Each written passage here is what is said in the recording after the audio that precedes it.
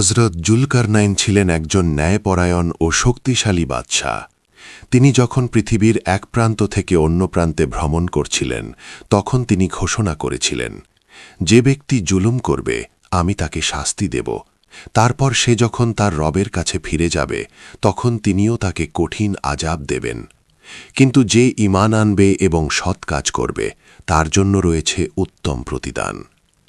সফর করতে করতে তিনি 2 পাহাড়ের মাঝামে এক জনপদে পৌঁছালেন।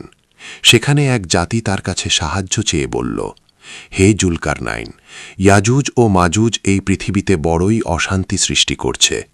আমরা কি আপনাকে কর দেব, যাতে আপনি আমাদের ও তাদের মাঝে একটি প্রাচীর নির্মাণ করে দেন? জুলকারনাইন বললেন, আমার রব আমাকে যা দিয়েছেন তাই যথেষ্ট। তোমরা কেবল শারীরিক পরিশ্রম দিয়ে আমাকে সাহায্য করো। তিনি বিশাল বিশাল লোহার পাত আনিয়ে 2 পাহাড়ের মাঝখানের ফাঁকা জায়গা পূর্ণ করলেন।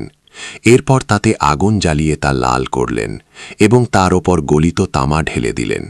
তৈরি হল এক দুর্ভেদ্য প্রাচীর। ইয়াজুজ ও মাজুজ না পারল সেই প্রাচীর টপকাতে, না পারল তা ছিদ্র করতে। রাসূলুল্লাহ সাল্লাল্লাহু আলাইহি ওয়াসাল্লাম বলেছেন, ইয়াজুজ ও মাজুজ প্রতিদিন এই দেয়ালটি খুঁড়তে থাকে। খুঁড়তে খুঁড়তে যখন তারা সূর্যের আলো দেখার কাছাকাছি পৌঁছায়, তখন তাদের নেতা বলে, আজকের মতো রাখো, বাকিটা আগামীকাল খুঁড়ব। কিন্তু তারা ইনশাআল্লাহ বলে না। তাই পরদিন এসে দেখে আল্লাহ দেয়ালটিকে আগের চেয়েও মজবুত করে দিয়েছেন। এভাবে চলতে থাকবে যতক্ষণ না তাদের সময় ঘনিয়ে আসে। যেদিন আল্লাহ তাদের বের করতে চাইবেন, সেদিন তাদের নেতা বলবে, চলো, ইনশাআল্লাহ আগামীকাল আমরা এটা শেষ করব। পরদিন তারা এসে দেখবে দেয়ালটি তেমনই আছে যেমন তারা রেখে গিয়েছিল, এবং তারা সেটি ভেঙে বেরিয়ে আসবে।